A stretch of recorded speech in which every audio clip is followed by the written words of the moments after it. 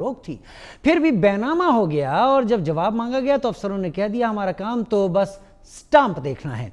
सवाल यह कि अगर रोक का कोई मतलब ही नहीं तो फिर आदेश क्यों जारी होते हैं? योगी के आदेश बड़े बड़े, अफसरों की चालें और भी बड़ी।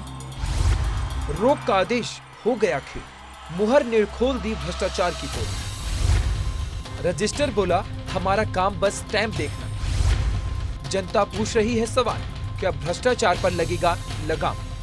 अलीगढ़ से सामने आई ये कहानी राजस्व विभाग की उस तस्वीर को उजागर करती है जिसकी गूंज मुख्यमंत्री योगी आदित्यनाथ के कानों तक भी बार बार पहुंचती है। सरकार लगातार आदेश देती है कि जमीनों की खरीद फरोख्त में कोई गड़बड़ी न हो, अधिगृहित जमीन पर लेन देन न हो, लेकिन आदेश नीचे आते आते बेईमानी हो जाती है।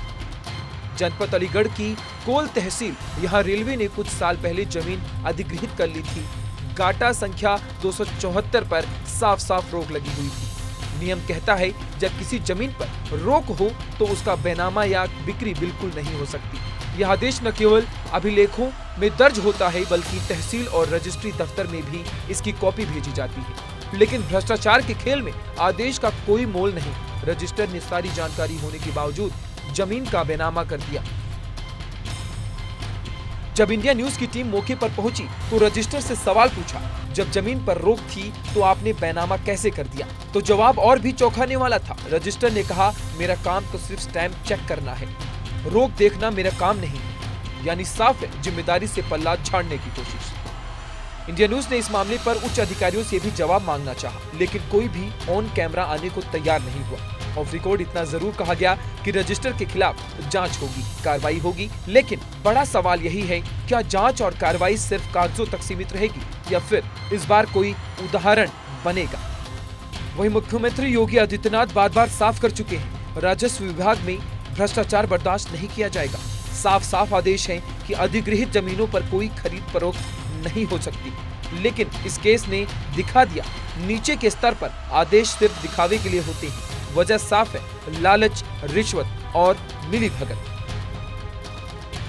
सूबे के मुख्यमंत्री योगी आदित्यनाथ भले ही जमीनों और राजस्व को लेकर भ्रष्टाचार मिटाने की बात करते हो, तमाम कवायद करते हैं, लेकिन स्थानीय अधिकारी जो है उनकी इस कवायद को पलीता लगाते हुए नजर आ रहे हैं। बात की जाए अलीगढ़ के तहसील कोल की तो यहाँ पर रेलवे ने कुछ जमीन को रोक लगा रखी है जिसकी एक कॉपी रजिस्ट्रार ऑफिस भी भेजी गई है, लेकिन रजिस्ट्रार ने पैसे के लेन देन करके गलत तरीके से एक बैनामा जिस पर रोक लगी हुई थी प्रशासन की तरफ से कर दिया गया।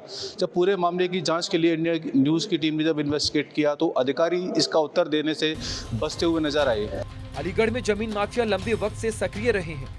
कभी रेलवे की जमीन, कभी सरकारी जमीन, कभी ग्राम सभा की जमीन, हर जगह एक ही पैटर्न पर देखने को मिलता है, जो माफिया और तहसील का गठजोड़ है। इस केस ने ये साबित कर दिया कि बिना अधिकारियों की मिलीभगत के अधिगृहित जमीन पर बैनामा होना संभव ही नहीं।